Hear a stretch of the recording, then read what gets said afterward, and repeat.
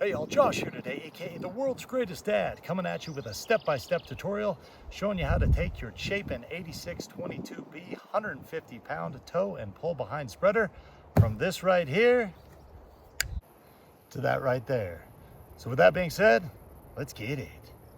So we got everything laid out, and one thing I really appreciate is the fact that the mechanics of this spreader are already put together along with our hopper box. So we really just need to focus on putting on these tires, this rear baffle, of course our legs that are going to attach to our four-wheeler or lawnmower, and then we've got our little auger that will go in our hopper box right there. And to do that, we're going to need an instruction book and of course all the nuts and bolts that go with it. But check this out too. Chapin even is hooking you up with a nice little rain cover to go on this thing if you're spreading in the rain.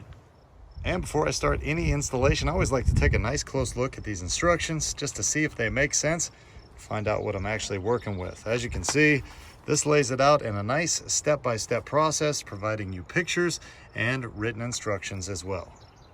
And here are the tools we're going to need for our install today, including a hammer, an 8 and 10 millimeter socket with some crescents to match, a pair of pliers, and a Phillips screwdriver. So for step one, we're going to go ahead and fasten our axle and our gearbox together here.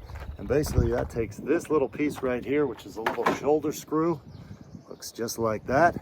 All we're going to do is line these holes up here, stick this in from the top, put this locking nut on the bottom, and then we're going to use our 8 millimeter socket to get this thing all tightened up.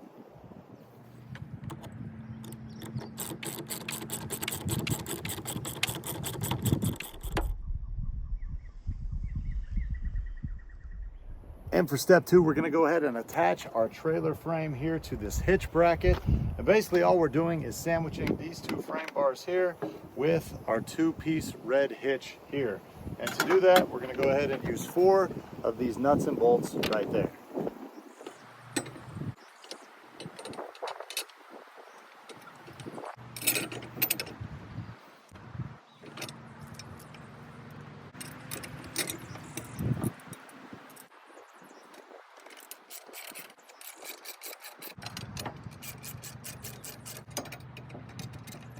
Now during this step, Chapin also has you put in your hitch pin and cotter pin. Cool thing about this, they actually hook you up with 2 of these in case you lose one of those, which I'm notorious for. And basically that's going to go right there, and then of course your cotter pin right below it. And that's what's going to keep us connected when we're pulling this thing on our four-wheeler. Now step 3 has multiple steps, but basically what we're doing is we are removing a couple of nuts and bolts that are already attached here. And we're doing that so we can get this hitch bracket rotated out. As you can see right now, as is, it can't rotate out. So we're going to take those off, rotate this out, and then we're going to also put on our rear baffle as well.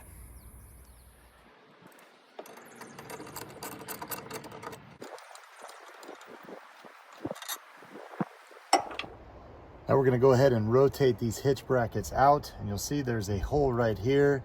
You're going to match that up with the existing hole where we just took our nut and bolt out, and now we're going to put that thing back in.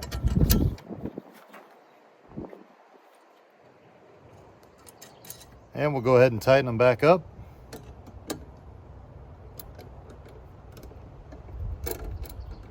And for the last part of step 3, we're going to go ahead and take our rear baffle and attach it right here. And to do that, we're just going to need 2 more of these nuts and bolts.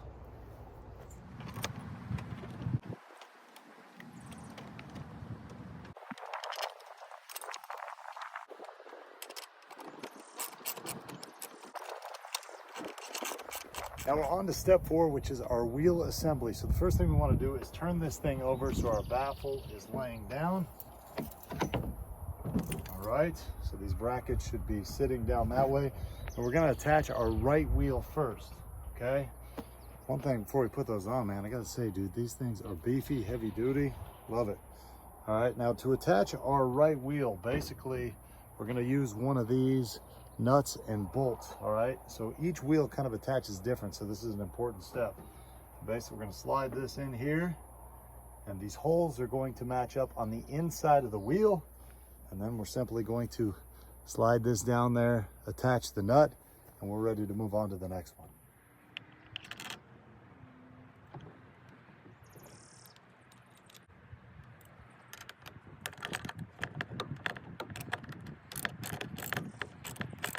Now our left wheel is going to go on just a little bit different, as all we're going to do is slide this wheel on, and we're going to dig into our little bag of tricks right here. We're going to pull out our washer and our cotter pin. So next time we're going to put our washer, and then we're going to pop through our cotter pin, and we'll spread that thing out so the wheel can't fall off. To do that, we're just going to use our pliers. And that is what our wheel assembly looks like when done. Again, right wheel using that nut and bolt, left wheel using this washer and cotter pin. All right, we're on step 5, and now we're going to attach our hitch frame to our bracket frame. And to do this, basically, you'll see we have 2 holes right here, 2 holes on the bracket frame, and we got to get those things to match up. And when we do, we're going to use our last 4 of those nuts and bolts to attach everything.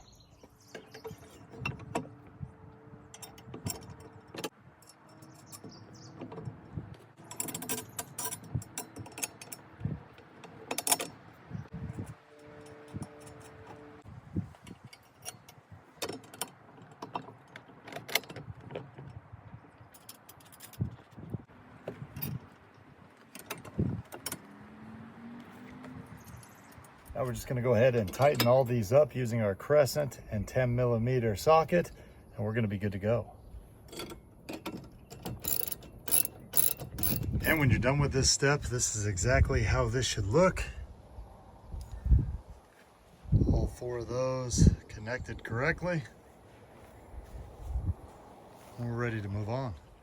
Well, kids, we're almost done and we're on the home stretch, and the last thing we need to do is attach our auger to our hopper right here. Now Chapin's going to hook you up with 2 different options. You've got this smaller plastic auger right here, which is going to use that auger nut for installation, or they've got this larger metal auger as well. Now whichever one you use, make sure you keep that other one, because each one of these augers is going to work better depending on what you're spreading. So we're going to go ahead and install our plastic auger right there and use this auger nut. And to do that, once again, we're going to need our 10mm socket.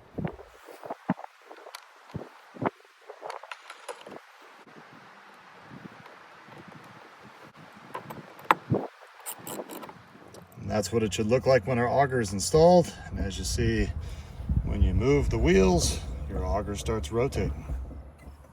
And when you're all finished up, that is what your finished product looks like. I gotta say, man, pretty sweet looking piece of machinery. Love the fact that those tires are just so heavy duty. A really big hopper. I'm excited to jump on the 4-wheeler and put this thing to use. So there you go, kids. There's your full tutorial on how to unbox and put together your Chapin 8622B 150-pound tow and pull behind spreader.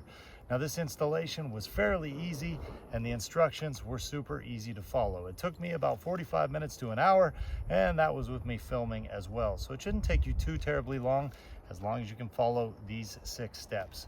Now a couple other things I want to point out is, number 1, make sure you don't lose your additional auger, and don't lose your instruction book either, because it's got warranty information as well as how to order replacement parts if you have any issues with this thing in the future. So I hope this video helped you out, and we'll see you next time.